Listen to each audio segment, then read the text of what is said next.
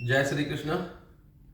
देखते हैं कि चंद्र और शनि की युति को लेकर सभी लोग विष योग है, इस योग का नाम लेकर के ही जो है वो समाज में भी डर पैदा हुआ है और बहुत सारे लोग भी जो है डरते हैं इस बात को लेके। लेकिन वास्तविकता क्या है? क्या चंद्र शनि की जो युति है वो हमेशा ही अशुभ फल देने वाली है? बिल्कुल भी नहीं है। क्योंकि चंद्र शनि की युति का जो फल है वो इतिहासकारों के आधार पर देखें तो इसको विष योग तो कहा ही, लेकिन ये वैराग्य योग भी है, ये आध्यात्मिक योग भी है और ये मानसिक परेशानी भी दे सकता है, अथवा राजयोग या माता का रोगी होना भी इस योग के संदर्भ में देखा जा सकता है। लेकिन क्या हमेशा ऐसा ही होगा? क्या ये धन संपदा, वाहन, ऐश्वर्य क्या सुफल नहीं दे सकता? क्या व्यक्ति को अध्यात्म में ऊंचाइयों पे नहीं ले जा सकता है? अवश्य ले जा सकता है। क्यों? क्योंकि हम देखें कि हमने एक तुला लगन की कुंडली बनाई है। ये तुला लगन हमने इसलिए जो है प्रयोग में लिया है कि इस लगन में देखें तो सर्वश्रेष्ठ स्थिति बनती है। क्योंकि कुछ लगन ऐसे हैं जिन योगों में, जिन लगनों के अंदर अगर चंद्र शनि की युति बनती है कुछ खास भावों में और कुछ खास स्थितियों में तो सर्वश्रेष्ठ फल देने वाली होती है। जैसे सर्वश्रेष्ठ जो फल है वो तुला, वृश्चिक और मीन लगन वालों को चंद्र और शनि की युति का मिलता है।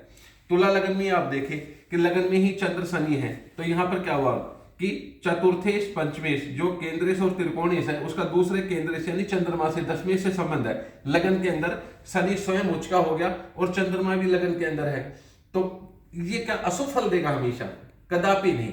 इसी प्रकार से आप देखें कि जो सर्वश्रेष्ठ स्थितियां बनती हैं, आप देखो एक तो चतुर्थ भाव में, दसम भाव में, लगन में और पंचम भाव और 11वें भाव में चंद्र शनि की, यानी कि 1 2 3 4 5, ये जो 5 प्रकार की जो स्थितियां तुला लगन में यदि बने तो ऐसा जातक अपने जीवन में बहुत ही ऊंचाइयों को पाने वाला, समझदार, कम पढ़ा लिखा होने के बावजूद भी बहुत ही इंटेलिजेंट, तर्क वितर्क करने में सक्षम होगा। वाहन सुख, मकान का सुख, माता का सुख, प्रॉपर्टी, ऐश्वर्य, हर चीज उसको आसानी से मिलती चली जाएगी। तो हम ये कह नहीं सकते कि चंद्र शनि की जो युति है उसका फल हमेशा ही अशुभ होता है। तो हमने कहा कि सर्वश्रेष्ठ जो फल है वो तुला, वृश्चिक और मीन लगन में बनेगा। आप सब लोग बना के देखिएगा। दूसरा श्रेष्ठ फल मेष और वृषभ लगन में मिलता है। साधारण फल मिथुन और कुंभ लगन वालों के लिए लागू होगा और अशुभ फल मात्र कर्क, सिंह, धनु, मकर लगन वालों के लिए ही बनेगा।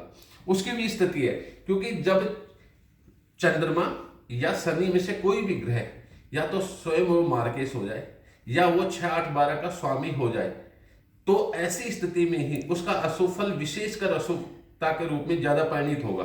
तो इस प्रकार से देखना चाहिए। दूसरा ये भी देखना चाहिए कि चंद्र शनि की जो युति है वो अधिकतम कितनी प्रकार की बन सकती है। तो हम एक लगन में यानी मेष लगन में देखें तो 12 प्रकार के फल मिलेंगे। लगन में दूसरे, तीसरे, चौथे, पांचवें ऐसे 12 भावों में बनाए तो 12 प्रकार का, तो द्वादश लग्नों में 12 गुणा 12 144 प्रकार का फल जो है वो चंद्र शनि की युति का फल है।